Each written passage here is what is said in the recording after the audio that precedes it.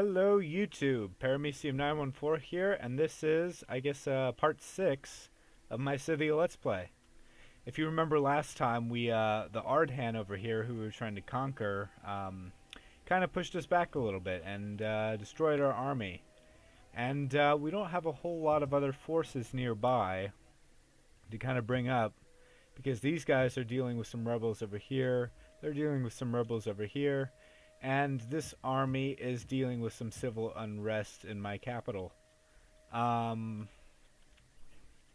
So we could bring this army up, but we could recruit some decent units here. But I was just looking over here in this area that we just got from the Massagate, and I was looking at the units they can recruit, and they actually have some better units. So I think I'm going to build an army up here. Let's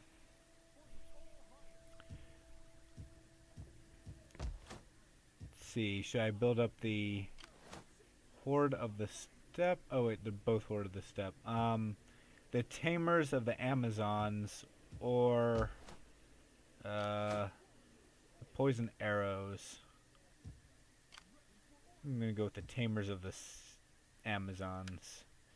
So I'll give them some Lancers, and I haven't really used Royal Skirmishers yet, so I think I'll use some of them. And looks like I'm out of money, so leave that for now. These guys have a lot of crappy units that I don't really want. So I'm gonna move them over to, or at least try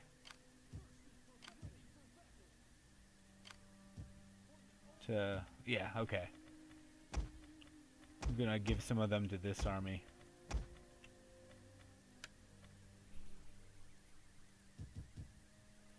And I don't quite want to delete the units yet, but I might just end up doing that just to save myself a bit of cash. And there's also some unrest here, so I don't really want to move this army. But I also don't want these guys to come down and attack, so predicament. I don't want to raise another army either, because I just don't have the manpower. So I guess I'll just deal with these rebels at the moment. Alright, it thinks my chances of winning are pretty crappy at the moment.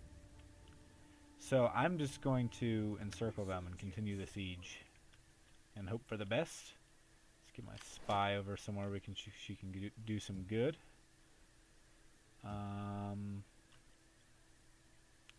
This guy, can he do anything? I don't think we have enough money. Nope. Don't have enough money to pay him.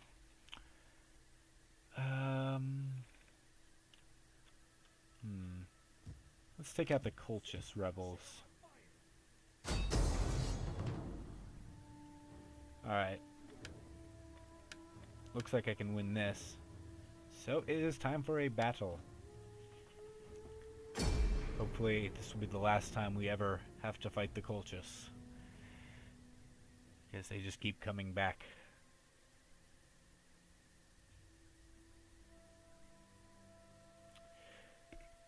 Yes, indeed. Kind of a weird emblem, the Colchis, like their faction emblem. Like, what is that supposed to be? Like a bear? Or I guess it's supposed to be a lion? I don't know, it's kind of weird. Anyway, start deployment. Alright, so we have reinforcements coming in, so I'm actually going to move my army back a little bit. I'm going to group these guys, my infantry, and line them up here. And then, I guess I'll have my general directly behind, and then my archers kind of uphill right there, so they can outflank and pester the enemy, who is over here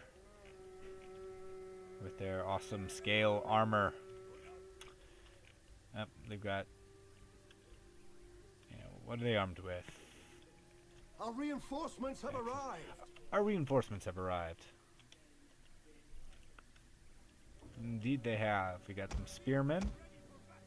That's good. Gonna move them up to here. And I'll put my axemen behind. And then my foot archers group. And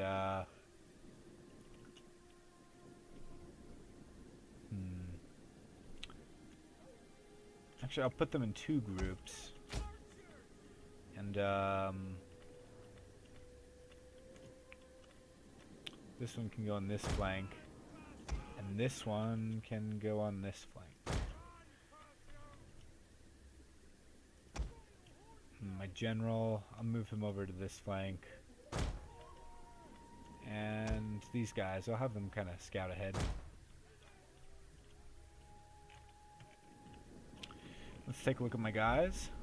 Most of them are yellow, but a few of them decided to wear red today. Hey, didn't you get the memo? We're wearing yellow. We're wearing yellow today, not red. We're wearing the wrong color. It's like in Star Trek, like all the guys with the red shirts just die. Red shirts. I see dead people. Yeah, for those of you who are not familiar with the I guess the original series of Star Trek, or even in the new movies, they kind of made a joke about it in the first movie. Like the guys in the original series of Star Trek, the guys who would beam down with the red shirts on, like they would always beam down just because the writers needed someone to kill off.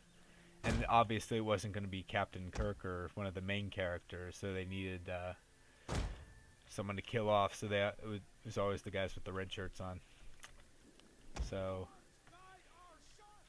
of course, Scotty wore a red shirt, and he didn't have any problems, but he was a main character.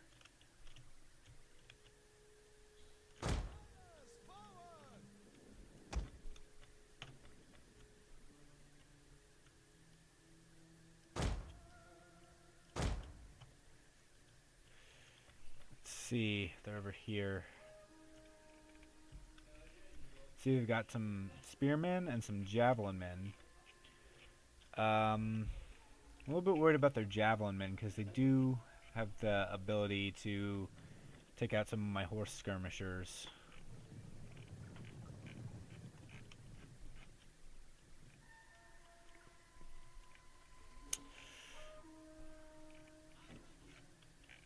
All wearing purple. Again, I don't think that's very realistic to have an entire army just wearing purple, because, like I said in one of my previous videos, purple dye was very hard to come by back in the ancient times. See, so I'm going to keep them on standard shot just to try to keep them away from those javelin men. I want them to get too close. We have discovered the enemy's hidden units. Oh, and we've discovered their hidden units. What are they? Horse skirmishers. Alright, so we're killing the javelin men off. Just let our men get into position. And let's get our general over here. Try to outflank them a little bit. And they're already wavering. Been discovered.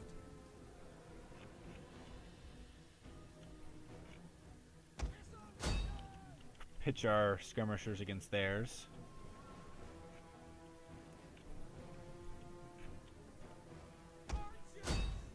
And they're having at it.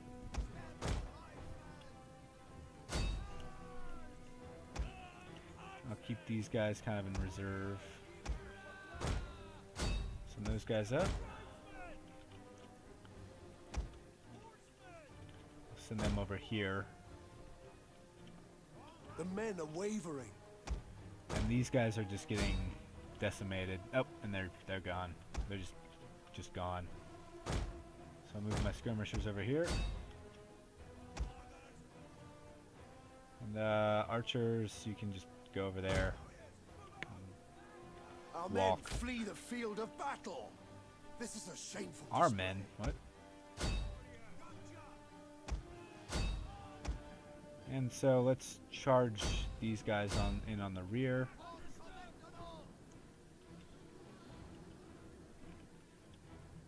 The men are wavering. The men are wavering. I don't quite understand why. It seems kind of Our like we're general is winning. under attack. Ooh, but there's going to be a big cavalry charge here. Yep. Actually, let's get them charging against these guys. Ooh, this should be fun. I came in like a wrecking ball. And they came in like a wrecking ball. They never hit so hard in war. The battle is turning in our favor. Please forgive me for that horrible, horrible reference. But yeah, it looks like that cavalry charge kind of won us the battle, for the most part. Just gotta take out these javelin men. The enemy general is dead. See, these guys, we'll continue for a little bit.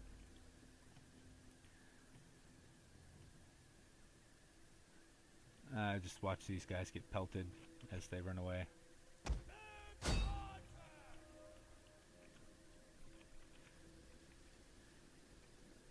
Not for too long. We'll let some of them live. They're pretty badly crushed. So, quit battle. And battle. Yeah, we crushed them pretty badly.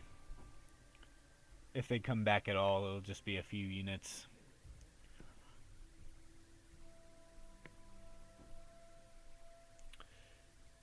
So that was a successful victory. Beat them into the ground. Oh, it looks like they did survive a little bit. And they are rebel scum, so they deserve to die. And our general increased in rank. Fantastic. Let's see, what should we give him? He already has mirth. I'm giving most of my generals warrior, so he's no exception. Let's see if we can just wipe them out. Yep, we're not even going to bother to fight this one. Aggressive stance. And he is dead. Dead, fool. Killed. Ooh, we got military traditions. Let's